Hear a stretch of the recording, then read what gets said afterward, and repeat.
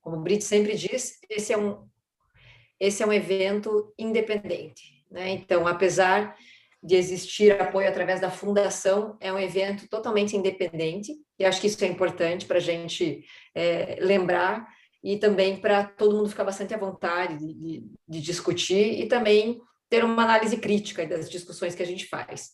E a segunda questão é que realmente é um formato mais à vontade. Então, né, como o Brits falou, todo mundo chegou, viu a gente conversando, e eu acho que isso faz com que todos nós que somos amigos, que somos colegas, possamos nos sentir à vontade o suficiente para fazer perguntas, para enviar comentários pelo chat, se vocês preferirem em algum momento abrir o microfone e também fazer seus comentários, fiquem bem à vontade, porque a ideia é revisar o que a gente tem de novidade, aplicando a prática através de casos clínicos e debatendo, né? Porque a gente costuma dizer que a infectologia é uma ciência de várias verdades, então esse é o momento para a gente ponderar, eventualmente tirar dúvidas aí de algum caso mais complicado que a gente tenha.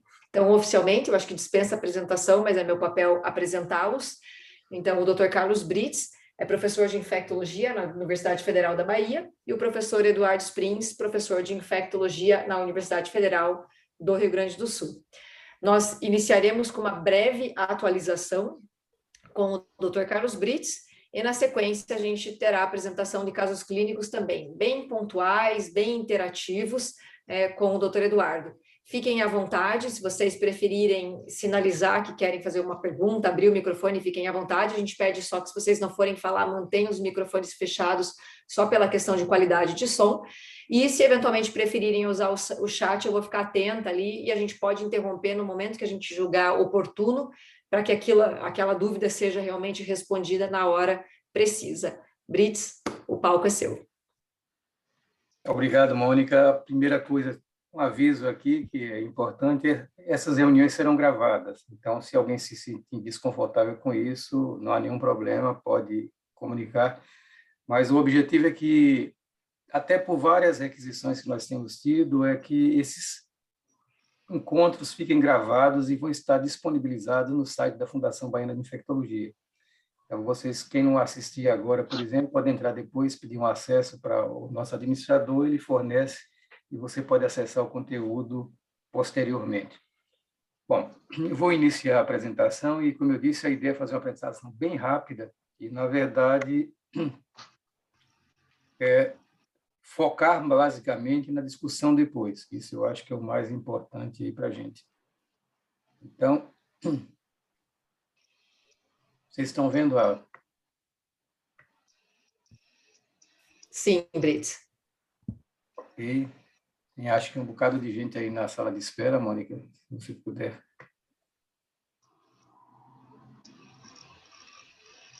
Bem, acho que sem querer já pulou aqui por alguma razão. Estratégia de simplificação seria o tema de hoje. Como a Mônica colocou, essa é uma entidade, uma atividade absolutamente independente, mas é importante dizer que nós recebemos um suporte educacional da VIV-GSK, e como vários outros que existem aí, mas sem nenhuma interferência da companhia, todo o conteúdo é de responsabilidade dos palestrantes, dos participantes. E vamos seguir, então, com a apresentação. Seria simples dizer isso aqui, né? O que é que significa simplificar? O nome é absolutamente... Por favor, quem está entrando com o microfone aberto... Lúcia, se puder fechar o microfone. Ligar o microfone, Brits. Por favor, quem entra, feche o microfone para não interromper. Então, o que significa simplificar? É fazer com que algo fique mais simples, ou seja, tornar menos complicado. Isso parece bem simples, mas nem sempre é tão simples, principalmente se tratando de terapia antirretroviral. Só lembrando que o nosso paradigma incluía, lá atrás, quase 40 anos, 6 drogas apenas, você tratava de acordo com o CD4, tinha que ter 3 medicamentos combinados, uma dose para todos os doentes, não tinha muita modificação, via oral, diário, e você tinha 2 classes, basicamente, inibidores da transcriptase reversa e da protease. Em 2021, nós temos hoje algumas coisas bem claras. tratamos todos independente do CD4. Isso faz parte do tratamento como estratégia de prevenção. E, na verdade, nós temos 32, mais de quase 3 dúzias de antivirais que permitem múltiplas combinações. Nós temos 2 esquemas de drogas duplas aprovados, temos anticorpos monoclonais, dosagens alternativas, medicações orais injetáveis, semanal, mensal, e vários alvos e ainda crescendo. Temos hoje transcriptase, protease, integrase, entrada do vírus, maturação, interferência com genes virais e interferência na formação do capsídeo viral. Então, é um cenário radicalmente diferente do que nós tínhamos alguns anos atrás. A simplificação foi um caminho longo. Então, nós partimos inicialmente de monoterapia. Quem viveu lá no passado viu AZT, por exemplo, depois dupla AZT e DDI, depois AZT e 3TC, até finalmente a tripla terapia. Por favor, olhe o microfone, pessoal. Chegamos a avançar em pacientes com falha. Aqui tivemos a terapia, a interrupção estruturada da terapia, para tentar poupar efeitos adversos, que foi um desastre, não funcionou. Nos casos de múltiplas falhas, mega hard, com 6 drogas às vezes, 4, 5, 6 drogas, não funcionou. E hoje a tendência é de simplificação. Então, a simplificação vale desde esquemas intermitentes, longação, liberação prolongada, dupla terapia, então combinações hoje que eram muito mais difíceis de serem pensadas no passado mais remoto. Uma coisa que deve ser evitada, monoterapia, continua valendo isso. Estratégias de simplificação, por outro lado, implicam algumas possibilidades. Reduzir o número de doses. Se você tem 2 doses, uma é melhor do que 2. Tem 3, 2 é melhor do que 3. Reduzir o número de comprimidos. Quanto menos, melhor. Reduzir a dosagem de drogas. Significa mais tolerabilidade. Se eu reduzo a quantidade de medicamento, eu vou ter provavelmente menos efeitos adversos. Reduzir o número de drogas. A tendência que está crescendo aí com dupla terapia, por exemplo. Reduzir o número de dias sob terapia. Expandir o intervalo de dosagem. Então, a dose a cada semana, por exemplo. E nós temos 2 outras possibilidades que não entram muito nessa simplificação, mas que hoje é uma outra arma que nós podemos usar. Evitar interações medicamentosas, drug-drug interactions, e evitar toxicidade. Então, o objetivo seria uma pílula única, preferencialmente tomada uma vez a cada mês, segura e com poucos efeitos adversos. Bom, o que nós temos, por exemplo, em redação de número de pílulas? Na verdade, você pode ver que nos Estados Unidos você tem 12 formulações de doses fixas combinadas. Inibidores de integrase, você tem 6. Tripla terapia, o Biktarvy, com dolutegravir, abacavir, 3TC, o Trilmec, Elvitegravir com FTC e tenofovir, que era o Stribild, e o Elvitegravir com FTC e TAF, que é o Genvoya. Temos ainda dolutegravir com rupivirina e dolutegravir com 3TC. Lembrar que Biktarvy está sendo provavelmente aprovado nos próximos meses, já está aprovado para uso no Brasil, mas talvez seja aprovado, incorporado à rede pública. Dolutegravir 3TC está seguindo o mesmo caminho. Não nucleosídeos, nós temos algumas novidades. Além do efavirense com tenofovir ou entristabina, no lugar de lamivudina, você tem uma combinação de dose reduzida de efavirense, com 400 mg, rilpivirina com entristabina e tenofovir, ou rilpivirina com entristabina e TAF, e mais a recente doravirina, 3TC e tenofovir.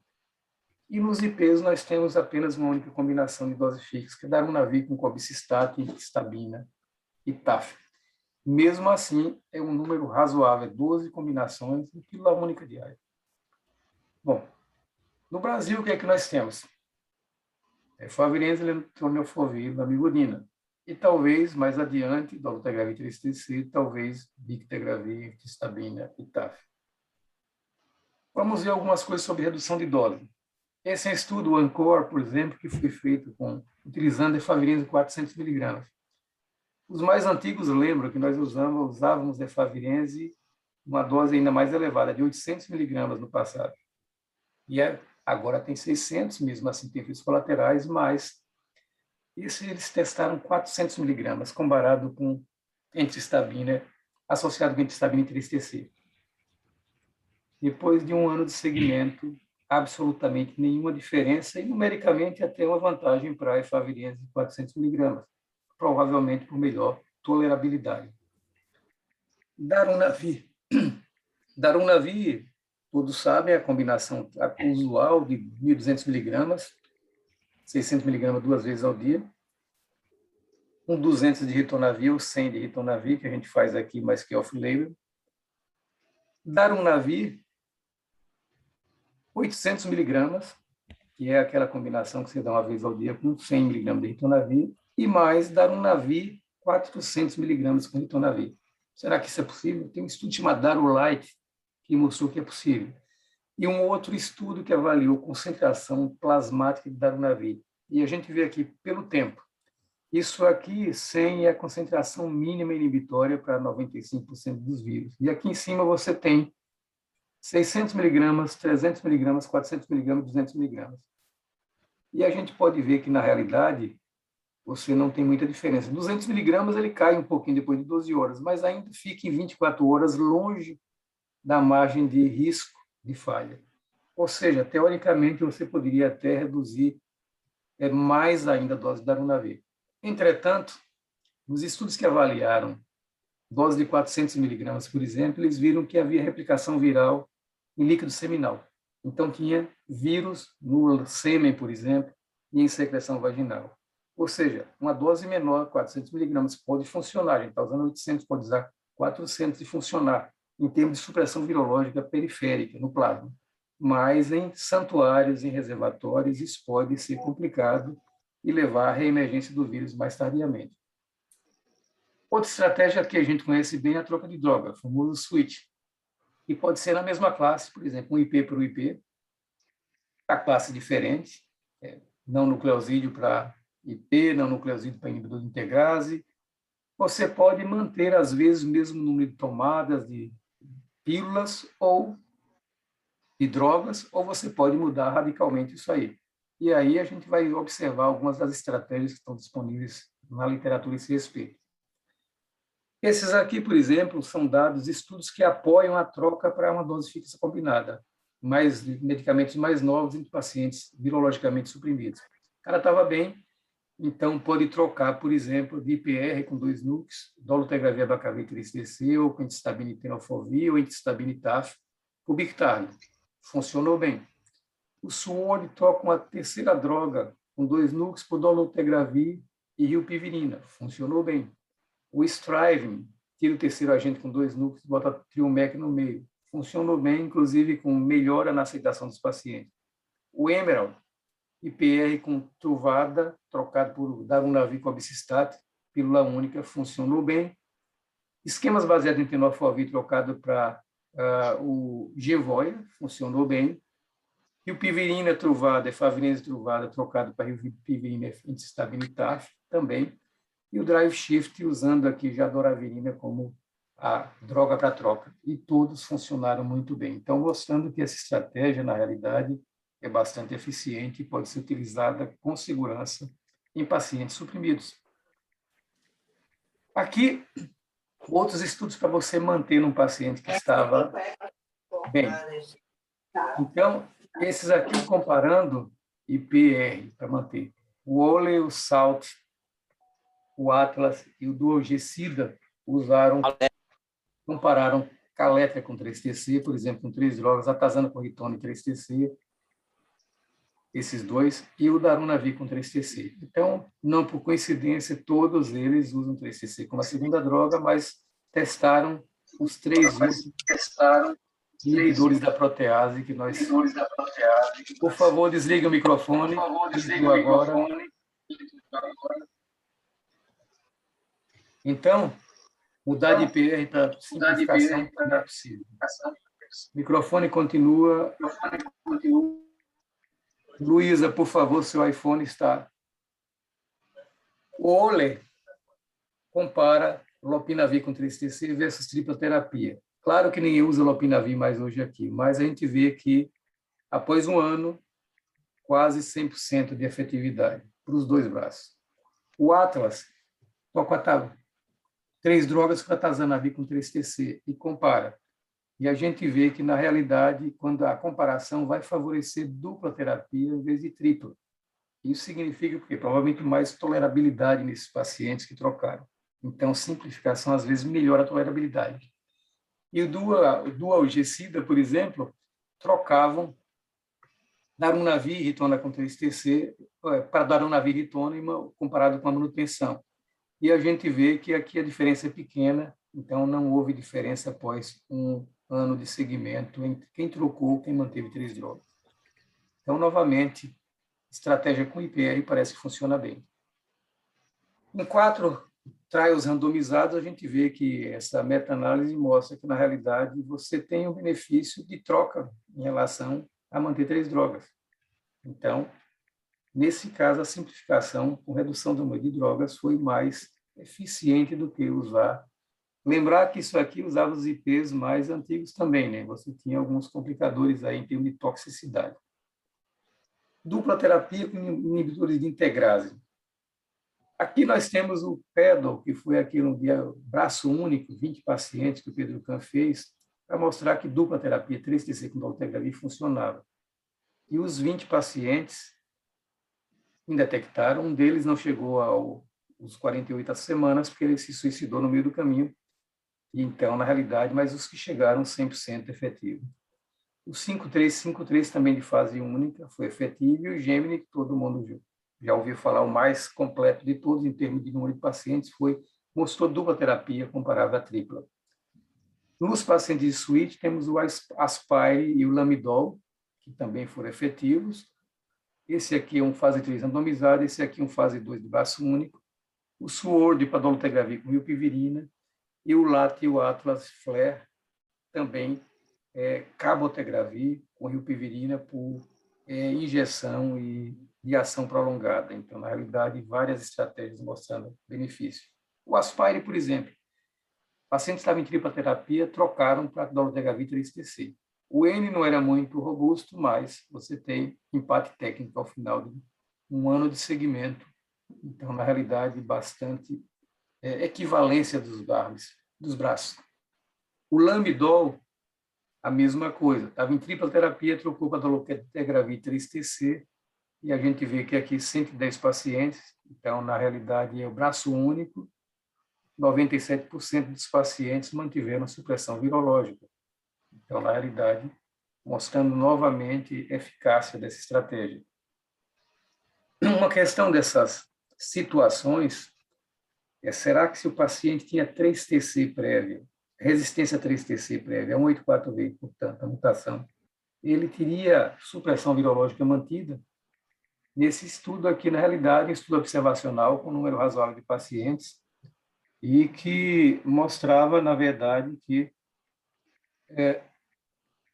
não havia prejuízo e a supressão virológica não foi muito diferente. O risco não foi aumentado, tem uma pequena diferença aqui, mas isso não foi, no primeiro ano, pelo menos, diferente. Depois de 3 anos, você teve uma diferença de dupla terapia quando o paciente tinha um 84V e falhava mais. Entretanto, não havia falha nesse grupo, uma heterogeneidade muito grande de pacientes, é uma coorte retrospectiva, e, na realidade, a conclusão deles é basicamente aquela conclusão de estudos retrospectivos. Você precisa de dados prospectivos. E a gente não tem esses dados ainda. Tem um estudo que o Massueli estava fazendo na Argentina, não sei se ele conseguiu pacientes suficientes. Da última vez, ele está com dificuldade de ter pacientes com mutação de resistência prévia para incluir o estudo. Por favor, João Luiz, deixe o microfone. Dolutegravir com rilpivirina no SWORD, então não nucleosídeo, funcionou bem também. Então, na realidade, nós tivemos quase com equivalência perfeita entre os dois braços, depois de um ano de segmento, 95% de supressão virológica, mostrando, portanto, uma eficácia dessa troca, e o Aspire, como eu já mostrei, 90% praticamente em cada braço, portanto, equivalência de supressão. Isso aqui eu acho que está repetido. Esse é um estudo, na realidade, de vida real, bem recente, publicado em janeiro desse ano, onde eles pegaram vários estudos de dupla terapia, baseado em dolutegravir. 241 pacientes, 113 dolutegravir com rilpivirina, 72 com dolutegravir com 3-TC e 68 darunavir com dolutegravir. 89% de supressão virológica, 94 com dolutegravir mais daruna, 91 com dolutegravir 3-TC e 87 com dolutegravir mais rilpivirina. Ou seja, supressão virológica próximo de 90%, e na realidade você tinha 8% dos pacientes interrompendo precocemente.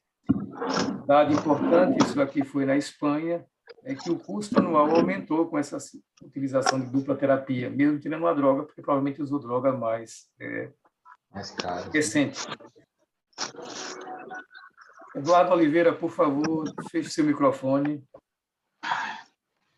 O gênero nós todos já ouvimos bastante, né? Então, dupla terapia, tripla, esse aqui de primeiro ano, mas já estamos no terceiro ano e a equivalência virológica persiste, embora no terceiro ano, por falta de adesão, o paciente falhou no braço de dupla terapia, e, na realidade, é o primeiro caso de falha nos 1.400 pacientes que participaram do estudo até o momento. Outra coisa que parece mais complicada, mas que pode se simplificar. Medicamentos de longa atuação. Então, os injetáveis, dosagem frequente não são injetáveis, né? Mas tempo de meia-vida longo, menor dose, problema de adesão fica resolvido, você faz diretamente observado, você não tem o paciente de ficar de saco cheio de tomar pílula todo dia, e ele pode usar uma injeção e não ter que tomar remédio toda hora, portanto, ninguém está sabendo que ele está precisando fazer tratamento. Reação no local de injeção é um problema mais frequente, é claro, ele tem que ir lá tomar injeção na clínica, aumenta o serviço da clínica, e se ele tiver toxicidade, está injetável, ele não tem como parar o remédio, é um dos problemas. Então, isso é uma das dificuldades com medicação de longo prazo. Mas, do ponto de vista virológico, não se discute. O FLAIR, por exemplo, cabotegravir com rilpivirina, comparado com dolutegravir abacavir 3-TC, exatamente a mesma taxa de supressão virológica, nenhum problema de diferença de eficácia após um ano. E, finalmente, nós temos já falando de implantes de ação prolongada. Ele, em relação à terapia injetável, tem uma vantagem. Simplifica, porque pode ser removido a qualquer momento. Você vai liberar drogas de modo mais consistente, previsível. A farmacocinética não vai depender do local da injeção. Áurea, por favor, feche o seu microfone. Áurea, feche o microfone. Obrigado.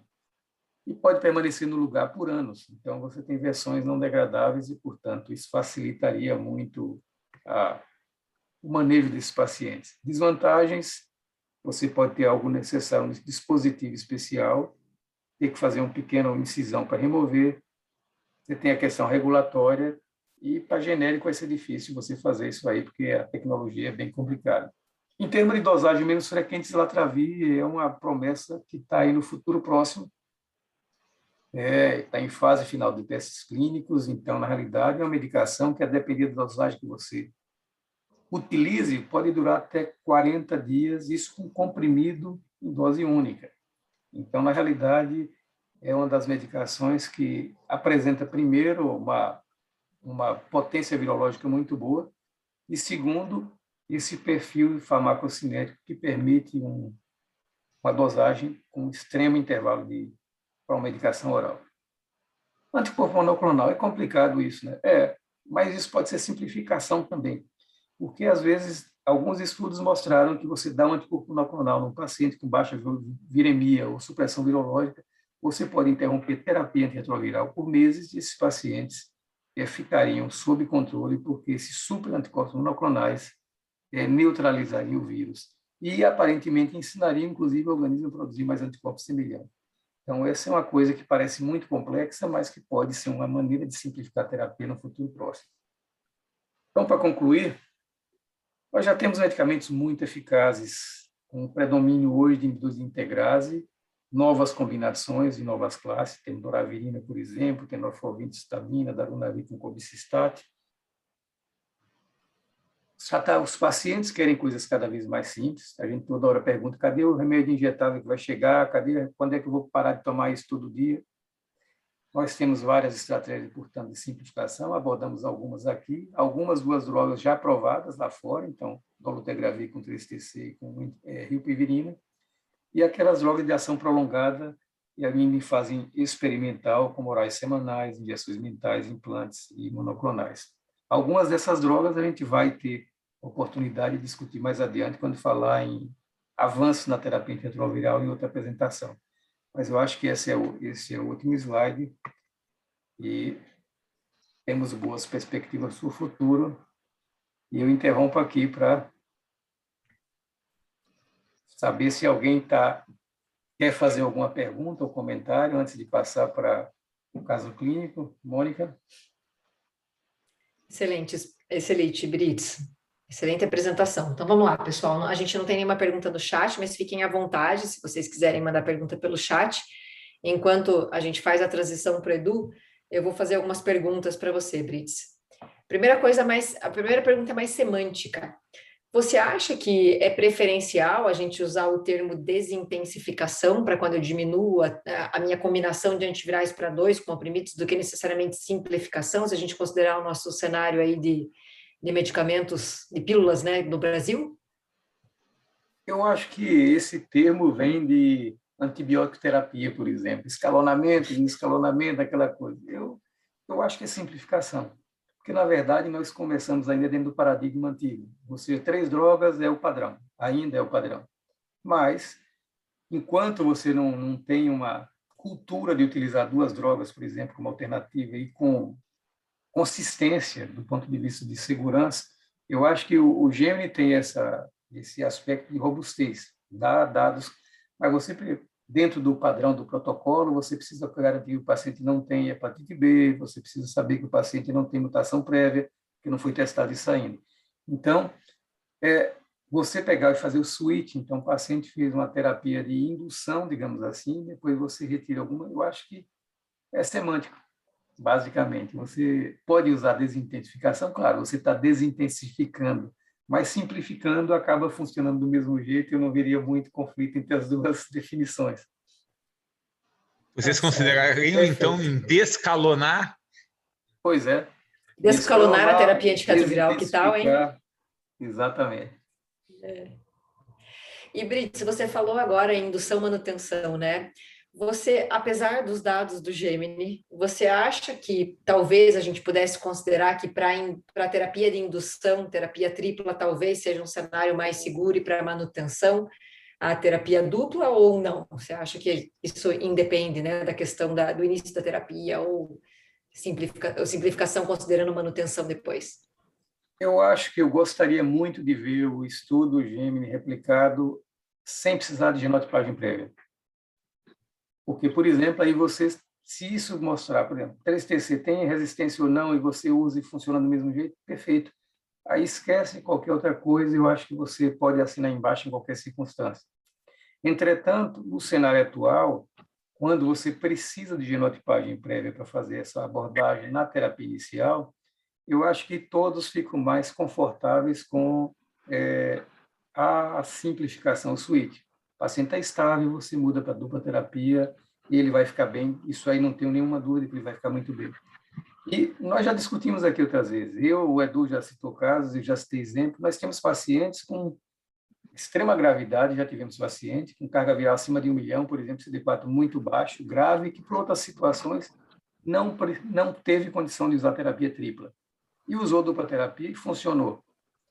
Tudo bem, mas isso são experiências individuais, o que a gente chamaria de casos anedóticos. Então, isso não vale como evidência. Então, na verdade, a gente precisa de uma evidência consistente e que funcionaria em qualquer desses cenários para poder dizer, não, eu estou tranquilo em fazer dupla terapia para começar a terapia em todo mundo. Perfeito. A gente tem uma pergunta no chat. Desculpe, Claudilson, fique à vontade, pode perguntar. Ô, Mônica, não falei com você. Tudo bem, né?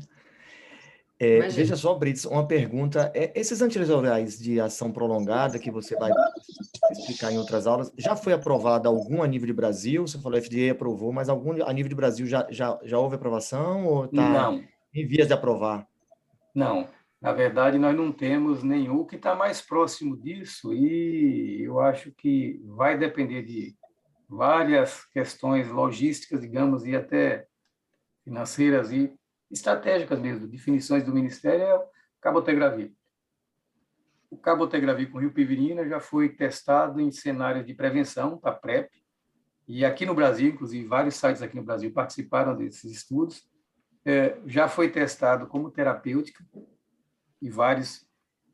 E esses estudos já foram muito estendidos, inclusive. Tem 2, 3 anos de seguimento, com uma consistência muito boa. Mas a questão eu acho que com cabotegravir nós temos algumas perguntas básicas. Para quem você vai dar essa medicação? É mais para PrEP, para prevenção, ou é mais para tratamento? Se for para tratamento, para quem você vai escolher? Para pacientes mal aderentes, por exemplo, paciente morador de rua, usuário de droga, que você pega o cara, consegue trazer ele cada 2 meses na clínica, faz injeção e libera. Então, são perguntas que exigem uma resposta que vai além dos dados científicos. Isso depende de decisões estratégicas e política de saúde. Até porque medicação injetável, muitas vezes o custo é mais elevado também. Então, eu não sei se a gente vai ter uma aprovação próxima de qualquer desses componentes, mas seguramente o que está mais próximo aí é o cabotegravir. Entretanto, vem outra medicação aí, o lenacapavir, que é mais prolongada ainda, uma injeção a cada 6 meses, e que pode ser uma alternativa extremamente interessante, mas, novamente, isso está numa fase bem inicial ainda de testes, então a gente vai ter que esperar os resultados para dizer alguma coisa a respeito. Perfeito. Obrigado. Brits, a gente tem uma pergunta no chat da Ana Elisa. Parabéns pela aula. O seguinte, você no começo da aula comentou sobre o uso de medicamentos em dias alternados, exemplificando que isso poderia também se tratar de simplificação. Isso é uma perspectiva futura ou já temos algum esquema sendo estudado para o uso dessa forma? Sim, teve uma apresentação num congresso recente, inclusive, esse estudo eu nunca consigo gravar o nome dele, Quadruple. Qual? Quadruple, coisa parecida. Não é nem isso, é Quatua, uma coisa assim. Isso aí. Algo nesse sentido. Que ele fazia dias alternados de medicação, fazia, digamos, parava uns dias, depois recomeçava. E foi uma estratégia que não mostrou uma diferença muito grande. Lá atrás, anos atrás, ainda com as drogas mais antigas, o estudo FOTO, parece que esse era o nome, é muito nome de estudo, ele também mostrou... FOTO? FOTO você parava no fim de semana e dava um descanso, digamos, para o paciente e recomeçava depois. E não tinha uma diferença muito grande. Eu acho que com os medicamentos de longa duração, não vai ser necessário a gente testar isso com as drogas mais antigas, porque provavelmente você vai ter pacotes já, por exemplo, islatravir. Você vai dar uma droga no mínimo a cada uma semana, a cada 15 dias, ou até um mês, dependendo da combinação que ele vier, com o mesmo resultado. O FOTO, ele é FOTO com F mesmo, apesar de não ser português, porque ele é de 5 days on, 2 days off. Né? Era segunda, sexta e 2 dias sem. É bem criativo, né, o nome do estudo. Isso tem relação também com essa questão do forgiveness, né, Brits? Da gente, o perdão, né, da falta da dose, né? Que apesar de efavirense ter baixa barreira genética, o forgiveness é maior, né? Exatamente. Essas medicações efavirense tem em negros, por exemplo, você tem uma meia-vida que pode chegar a 14 dias. Então, na realidade, a farmacocinética dele permite essa cauda longa de eliminação e, portanto, dá uma cobertura. O que é ruim também do ponto de vista de pressão seletiva, ele vai ficar com monoterapia, já que os componentes do esquema perdem a atividade bem mais cedo e a gente sabe que a barreira genética efavirense é muito baixa. Então, quando você tem um paciente com supressão virológica prolongada, você ficar 1, 2 dias e não tem problema, porque ele não vai ter reemergência do vírus. Eu já tive paciente que teve que parar a terapia por algum tempo, por alguma razão, e foi reemergir vírus depois de 2, 3 meses sem medicamento. que é o tempo que você mobiliza os reservatórios virais e tem aplicação viral ativa na circulação.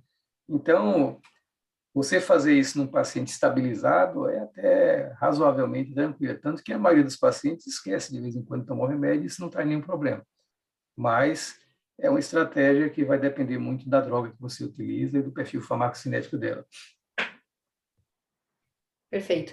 Nesses estudos de terapia intermitente, a gente costuma ver mais viremia nos usuários de inibidor de protease, né? Apesar de não ver resistência, a gente acaba vendo mais viremia em usuários de inibidor de protease, correto? Sim, e você tem, bom, hoje a gente basicamente tem a Atazana com Ritonavir, a Atazanavir com Ritonavir, a gente lembra que a gente usou muito no passado a Atazanavir sem Ritonavir, que tem uma meia-vida mais curta e, portanto, gerava mais resistência e o paciente falhava. O forgiveness era menor. A Atazana com Ritona, você tem níveis sérios em 35% dos pacientes depois de 72 horas. Com Darunavir, você tem menos, mas você ainda tem 24, 36 horas com a grande maioria dos pacientes com nível sério. Então, se o cara acorda mais tarde, está de ressaca, não toma remédio, esquece, a perda é mínima, a menos que ele faça 3 dias de folga, digamos assim. Certo. Perfeito. A gente não tem mais pergunta no chat. Vamos passar para os casos clínicos, Edu? Você já está autorizado a compartilhar, Edu. Vamos passar para os casos clínicos. O caso clínico, que é um caso clínico mais ou menos longuinho. Então, vamos lá. E espero vocês estão enxergando minha tela já? Sim. Então, você tem... Por que não tem... Eu queria que tirasse essa coisa daqui, porque tem... Vocês podem seguir. Tem aqui o endereço, se quiser, online também, a aula. Então, vamos lá, pessoal.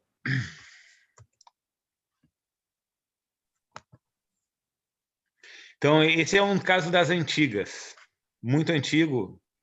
É um paciente, sexo masculino. Vocês vejam que ele tem um HIV de sabida longa duração. Então, vocês imaginem início da década de 90, milênio passado. A gente nem carga viral tinha, mas a gente tinha um CD4 de 960, né? Então, eu brinquei aqui e pergunto o que se faz, né? Naquela época, o que se fazia era nada. A gente simplesmente observava. E esse cara, ele teve uma queda muito grande no seu CD4. Em 2 anos, ele foi para 245, e tanto a relação CD4, CD8, como o percentual de CD4 estavam muito baixos. Então, vejam só, nós estamos falando há 1/4 de século atrás. Nesse momento, eu pergunto, o que a gente faria para ele? Tinha na época. A ZT, a SDI, eu acho. O que tinha na época? Perfeito. Tinha 3TC. Então, a gente tentou começar tratamento para ele com AZT mais lamivudina. E ele teve uma infecção viral, e logo após essa infecção viral, que a gente não conseguiu detectar naquela época, ele teve uma miopatia. Será que foi da zidovudina? A gente não descobriu. E agora, o que a gente faz? Aí, vejam bem, nós já estamos em 97, ele tinha 200 CD4, 160 mil cópias aproximadamente. Já colocaria um IP aí, já. Já tinha o Dinavir, já tinha o Neofinal. Então, vejam só, né? Então, nessa época, nós teríamos à disposição inibidores da protease. Então, no final de 97, foi trocado para um esquema tríplice venenoso, tanto para o paciente como para o vírus. Ou não? Alguém quer comentar alguma coisa sobre esse esquema terapêutico? Que tanto é que nenhuma mais dessas medicações está entre nós?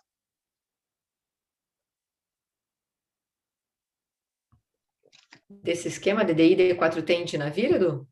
A Mônica, tu já clinicava ou não? Ainda não clinicava, né?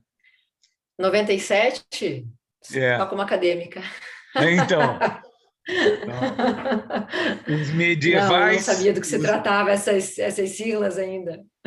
os medievais. Inclusive, se podia utilizar DDI D4T uma vez ao dia. Mas eles eram venenos muito importantes para nós, tanto é que, por toxicidade, eles foram abandonados. E o indinavir, inibidor de protease de primeira geração. Vejam que, por algum momento, deu certo esse tratamento. Né? Ele tinha uma viremia residual, e lá pelas tantas vezes que conseguiu, pela primeira vez, e isso aqui era o limite de detecção, tá, pessoal? Naquela época, acho que eram 400 ou 500 cópias, se conseguia diluir, aproveitar um pouco mais. 700 Então, a cópias. pessoa... Hein? 700 cópias. Eu comecei a fazer carga viral nessa época. Olha só. Então, isso é com o super laboratório do Dr. Charles Bright. Aí, depois, ele continuou com esse veneno. Ele continuou tendo viremias, às vezes indetectáveis, às vezes viremias baixas. O CD4, vejam que ele não subiu tanto, mas obviamente, tomando DDI D4T, ele ficou com uma importante lipoatrofia, que felizmente hoje quase quem começar tratamento hoje não vai ver. O que vocês fariam nesse caso agora? Nós estamos no início desse milênio.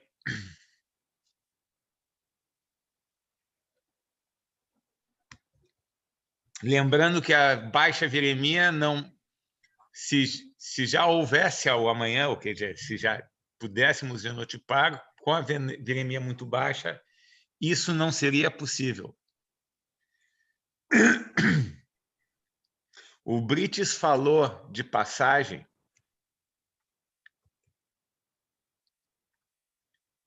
sobre interrupção estruturada do tratamento. Foi o que a pessoa fez. Parou de tomar a TARV. Nessa época, CD4 já não era bom, carga viral elevada, ele rapidamente evoluiu para uma candidia esofágica, CD4 abaixo de 100, se fez uma genotipagem, então, que não mostrou absolutamente nenhuma mutação, mostrou que o subtipo era C, e que o cara, no meio do seu caminho, virou HBsAg positivo. Pergunta para vocês, o que a gente faz agora?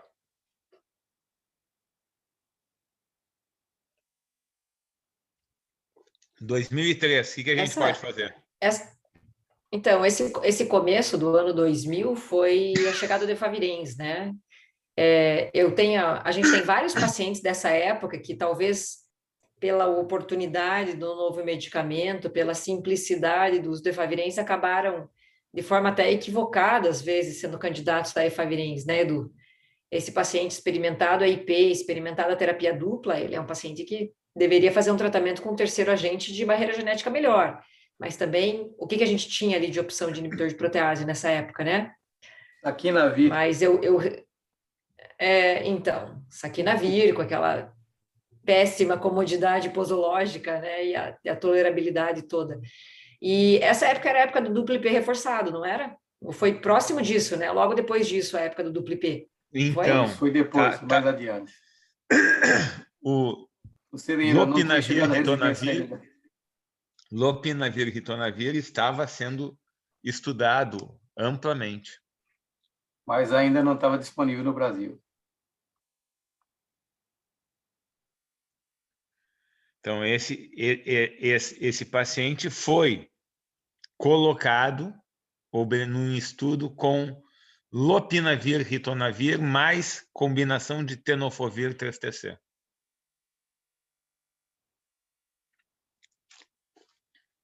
Isso em 2003, portanto, 18 anos atrás quase. Com o tempo, é óbvio, o que acontece com todos os nossos pacientes quase, dislipidemia importante, diagnóstico de diabetes 2. Apesar de tudo isso, carga viral é indetectável e vida que segue.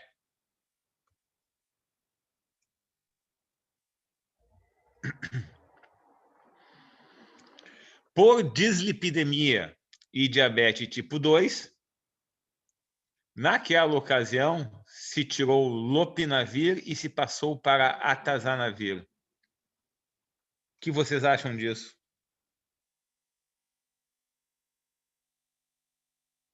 Obviamente, esse paciente falhou com indinavir, que tem mutações de classe. A barreira genética do lopinavir era muito alta, então provavelmente não foi afetado, mas a atazanavir poderia ser afetada por mutações que comprometessem sua atividade. Como ele estava indetectável, esse switch podia ser eficiente, no sentido principalmente de melhorar a dislipidemia, mas com riscos para a supressão virológica desse paciente. O HBV bem tratado com lamivudina e tenofovir, né? Então, isso só para ilustrar o que o Brites falou, o padrão de resistência e mutações entre atazanavir e lopinavir, mostrando que a barreira genética para mutações contra mutações do lopinavir é superior ao atazanavir. Lembrando, naquela época a gente não tinha darunavir, mas que medicamento de maior barreira genética que dispomos hoje em dia é o darunavir. Então, aqui são os dados clínicos, o score específico de mutação do darunavir, mostrando que na comparação entre os inibidores da protease, então, comparando ainda o lopinavir, darunavir e atazanavir, se for mostrar isso, dar o efeito in vitro em todo o ciclo de vida do HIV, isto é, tornando-o menos competente na entrada da célula, tornando-o menos competente na avidez pela transcriptase reversa e tornando menos competente para conseguir fazer a maturação adequada da protease, o mais completo de todos é o darunavir. E o atazana e o lopina, nesse momento, embora a lopinavir tenha uma maior barreira genética para mutações, no composto de suas atividades, quando funcionam, são parecidos. Esse indivíduo, então, vejam só, é praticamente uma década, mais de uma década, que a gente conseguiu ter supressão viral ou viremias baixas, com o HBV controlado. Então, aquele conceito, viremia baixa é aquela que volta e meia aparece menos de 500 cópias, que a gente, nesse caso, a gente não sabe, ou sabe, não sabe, ou sabe o que fazer. Aí o cara vem, há cerca de uma década atrás, com um quadro de icterícia, um quadro clássico de hepatite clínica. E aí foi documentado hepatite C aguda. Obviamente, adquirida por relação sexual desprotegida. E sabe-se lá o que aconteceu? Nessa época, carga viral indetectável. E as cargas virais para as suas hepatites depois permaneceram indetectáveis. Uma dúvida era se o HCV tinha havido um clearance espontâneo ou se simplesmente estava indetectável. O HBV com lamivudina e tenofovir sob controle. Bom, mas as pessoas continuam vivendo e as coisas continuam acontecendo. E não esqueçamos que o cara também era diabético. Lá pelas tantas, a creatinina do indivíduo começou a aumentar. O nome dele eu vou falar o nome dele em homenagem a ele, é o Ciro. E aí, pessoal, o que vocês fariam nesse caso?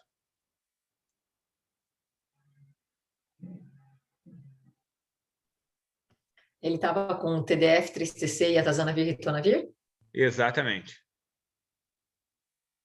2007? Agora já estamos em 2012.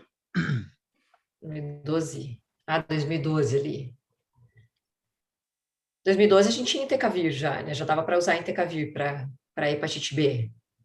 E a gente aprendeu bem mais rápido que tenofovir era nefrotóxico bem antes do que a Atazanavir, mas acho que aí a gente já sabia que a Atazanavir também já não era legal para a saúde renal, né? Perfeito. Quer Eu acho desenvolver que- um pouco mais ainda? Querem Qual era o nível de desenvolver? elevação dessa creatinina dele, Edu? Clearance você tinha? Perfeito. Doença renal crônica, nessa ocasião tinha 50 ml de DCE. Ou seja, indicação de suspender tenofovir, né? Pelo menos. A gente tinha raltegravir nessa época, né? A gente acabou usando Já raltegravir tinha, para bastante 2012 paciente já que tinha não podia raltegravir. usar TDF.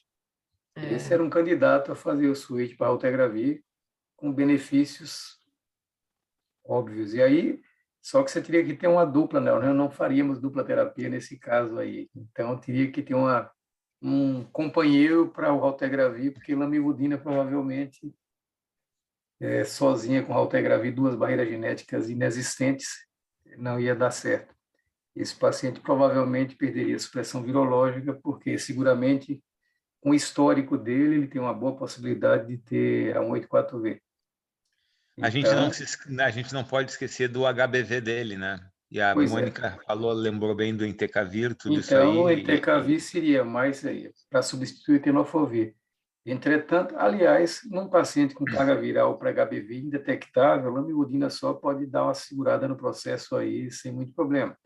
Mas a questão é que, para trocar e manter supressão virológica, só raltegravir poderia funcionar, mas você não tinha nessa época nenhum estudo que suportasse isso. Então, dificilmente você arriscaria fazer dupla terapia lamivudina e raltegravir nesse caso.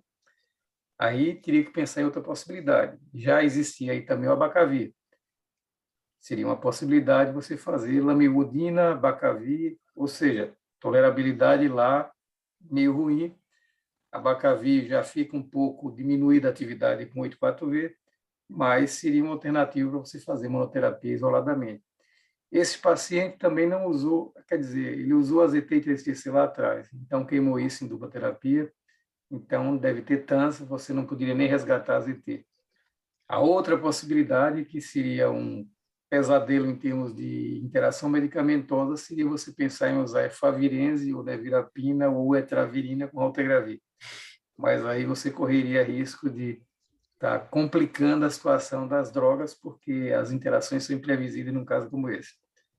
Então, eu acho que nesse daí eu faria lamivudina, abacavir e raltegravir. Fantástico isso, maravilha. Brites, Daqui eu posso fazer uma pergunta, Mônica? Claro. Por favor, Cláudio. Brites, Gilson, por favor. você comentou aí a questão do tenofovir e a troca pelo abacavir.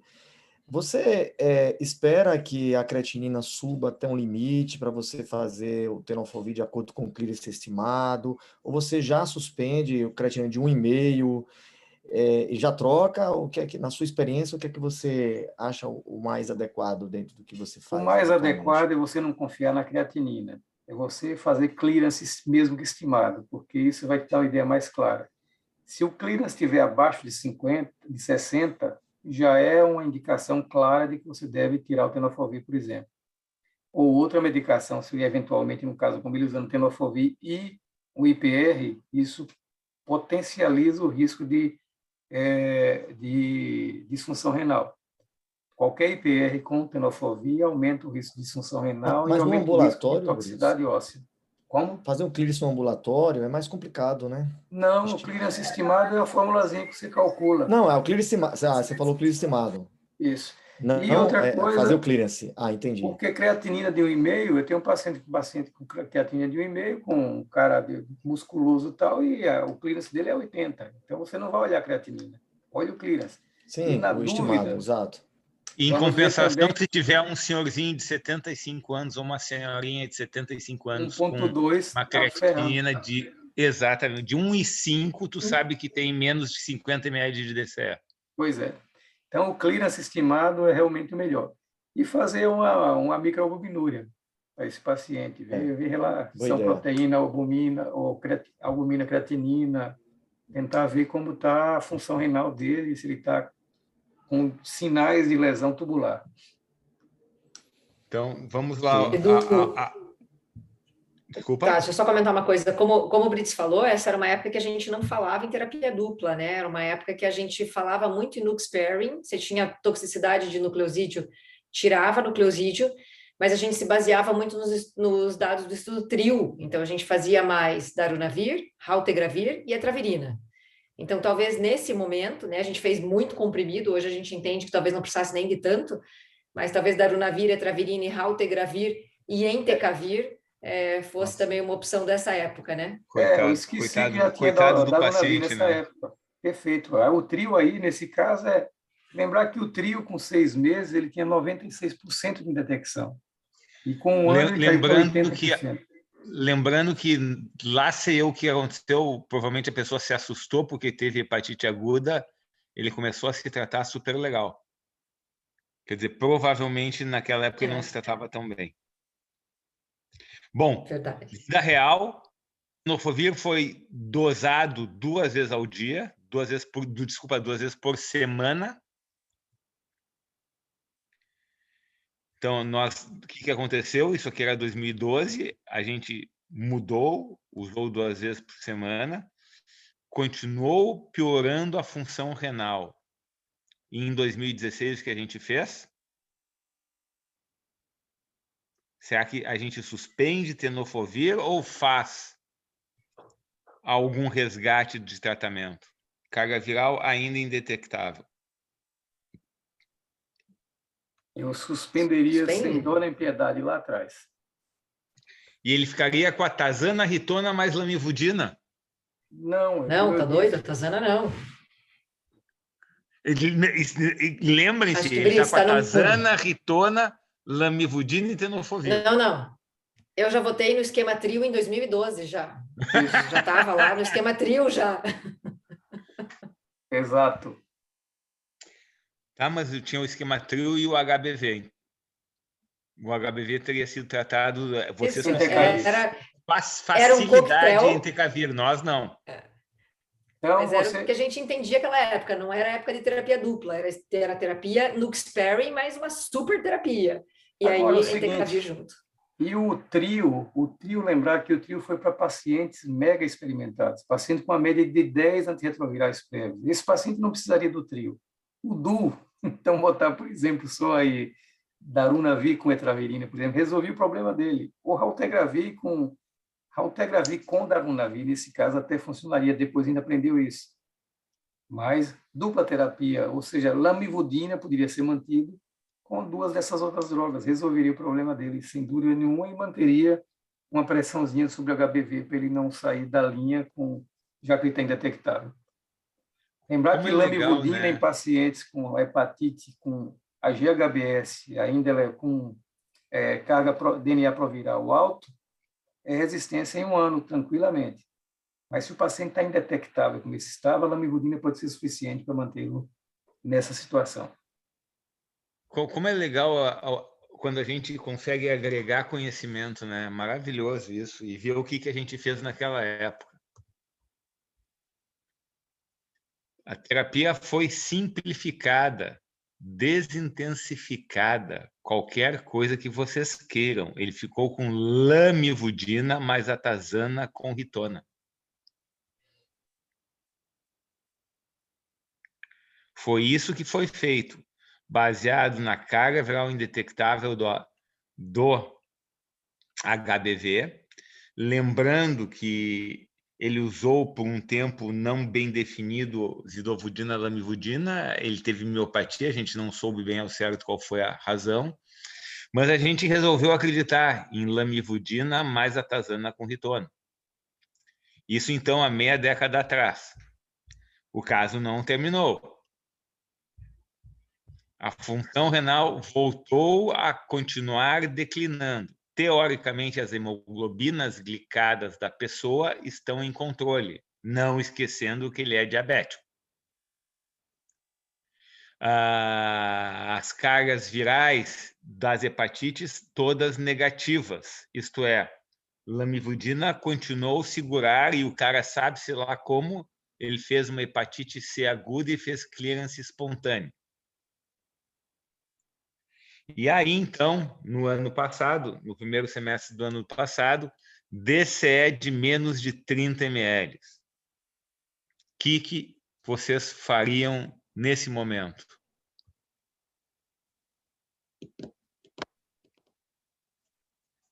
Então, esse paciente, atazanavir, a gente tem que lembrar que a atazanavir realmente é um medicamento nefrotóxico, né? Acho que demorou mais tempo para a gente aprender em comparação ao TDF, mas é um medicamento nefrotóxico. Então, a atazanavir mantido não faz sentido.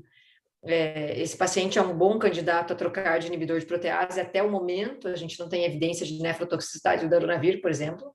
Então, o darunavir poderia ser um inibidor de protease se a gente optar por manter inibidor de protease. E a associação com dolutegravir, por exemplo, seria uma associação interessante. A gente não precisa fazer correção pela taxa de filtração glomerular estimada dos dois medicamentos. Ele não tem outra comorbidade que impeça essa escolha. Agora, talvez o único porém seja a questão dele ser um paciente de alto risco cardiovascular e a gente usar um inibidor de protease na composição da nossa combinação antirretroviral. Mas eu acho que seria uma combinação bem segura, em geral. E ele tem um HBV indetectável, lembrando que ele era então, HBsAg positivo. Então, mas aí ele pode ficar com entecavir, né? Mas ele está com lamivudina.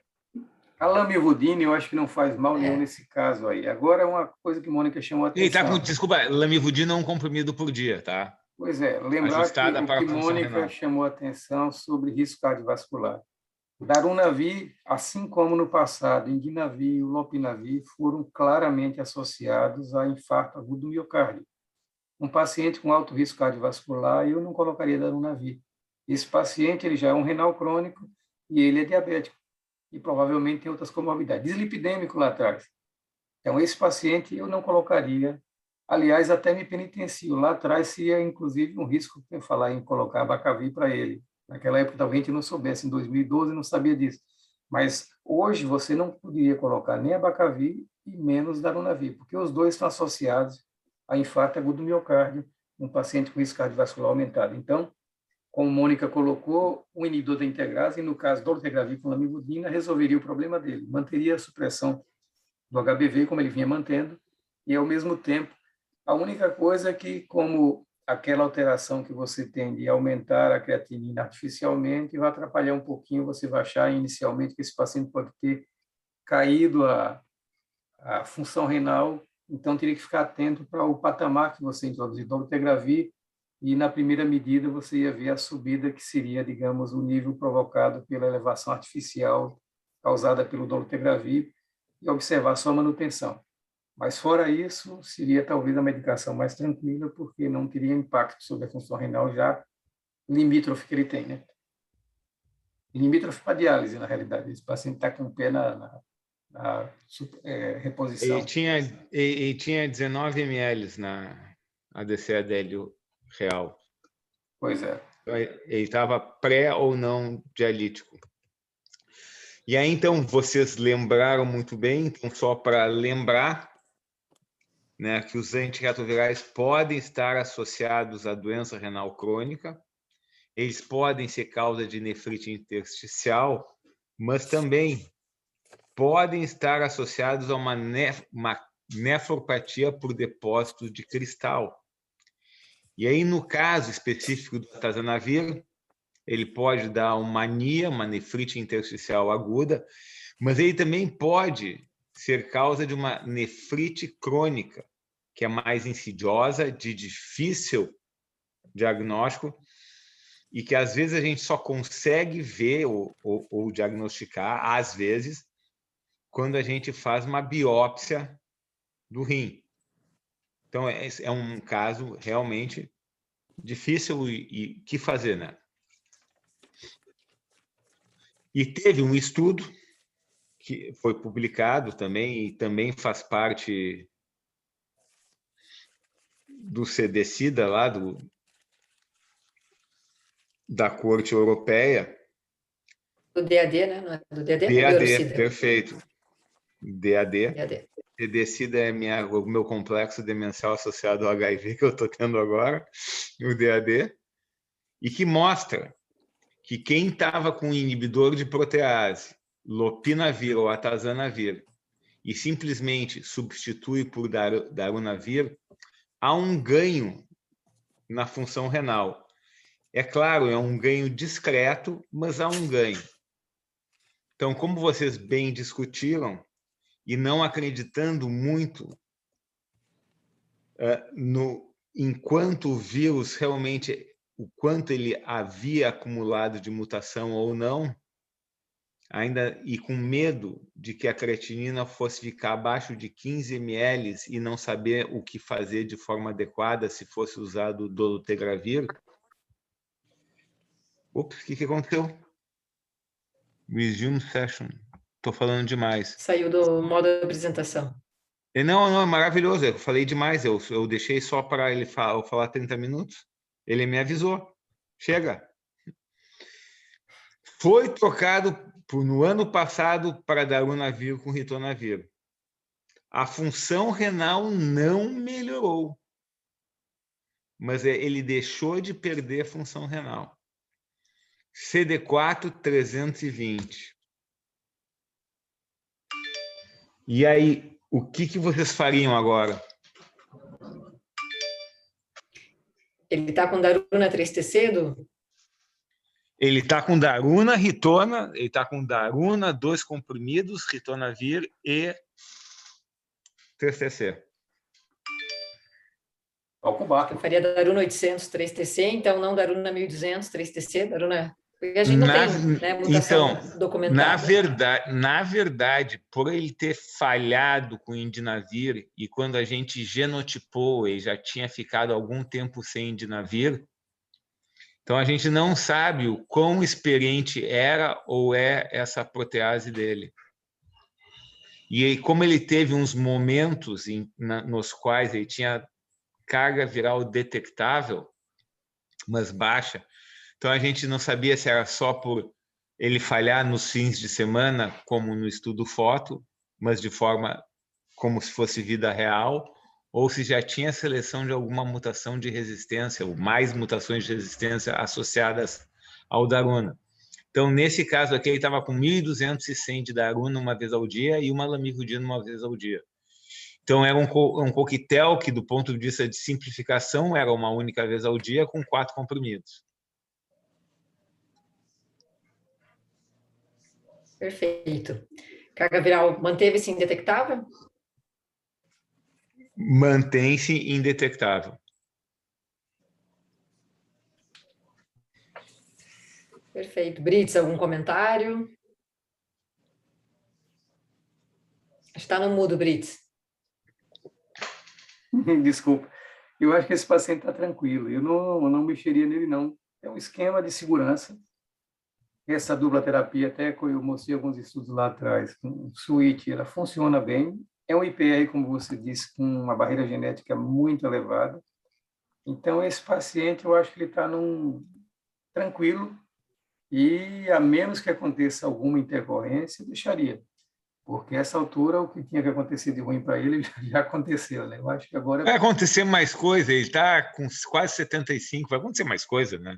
Bom, mas aí é Vecchiaia mesmo, isso aí é inevitável. Sobrevivente de uma era difícil, né? 1993, realmente, belo caso. Pessoal, então, a gente passou um pouco do horário. Então é só para dizer que o cara ainda está vivo, tá? Mas eu não sei até quando ele está vivo e continua com o mesmo esquema terapêutico. Mas ter passado a década de 70 é um vencedor com essa história toda aí do HIV, né? A gente vê, tem um estudo que foi apresentado no CROI esse ano, mostrando que a sobrevida acima de 70 anos é menor no dia de hoje, né? Para quem tem diagnóstico antigo. Então, realmente foi bacana. Olha, eu tenho alguns Pessoal, pacientes se alguém tiver mais de 80 um anos, comentário.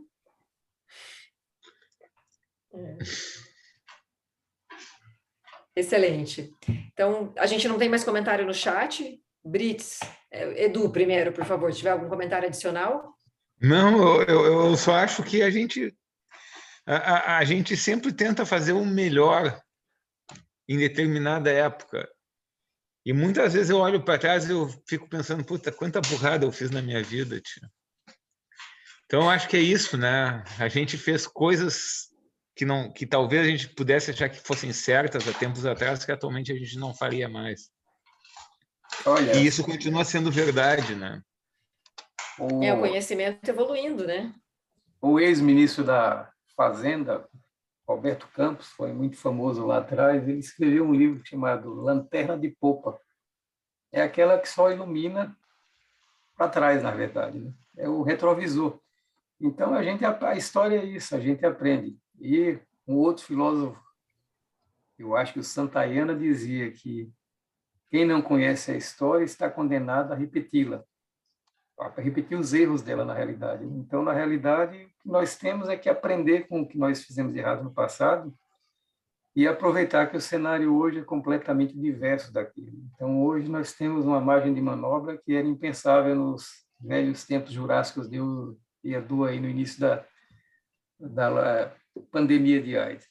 E hoje nós temos algo inimaginável naquele tempo, 32 drogas, teoricamente, tudo bem, não tem todas no Brasil, mas com o que nós temos aqui já dá para fazer um bocado de coisa, até porque cada uma delas vale por 10 daquelas antigas. Então, eu acho que isso é o que realmente faz a diferença. A gente aprendeu com a experiência, infelizmente muitos pacientes não conseguiram cruzar essa etapa até aqui, mas todos nós temos pacientes no nosso serviço eu tenho pacientes com 34 anos de segmento no ambulatório. Então, isso é algo fantástico. E era inimaginável naquela época. Ele disse para mim, tá vendo, doutor? Quem imaginou que eu estaria hoje aqui? Eu disse, pois é, você está aqui hoje, está bem, né? Isso é que vale. E isso é que faz a nossa profissão ser tão interessante, né? Tão fascinante. É verdade, né? Ter carga viral indetectável é só um detalhe do nosso trabalho hoje em dia, né? Um detalhe importante, mas é só um detalhe.